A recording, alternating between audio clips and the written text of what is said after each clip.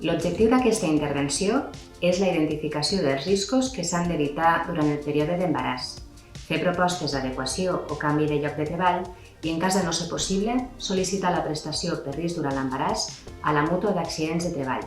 El circuit s'inicia de la següent forma. La professional comunica voluntàriament l'embaràs al comandament i a la unitat bàsica de prevenció. La professional arriba a la unitat bàsica de prevenció amb cita prèvia i consulta al metge o metgessa del treball, on es contrasta inicialment els riscos als que està exposada i les mesures preventives a respectar, integrant-les en el document d'aptitud. Riscos de seguretat, biològics, químics, ergonòmics i psicosocials.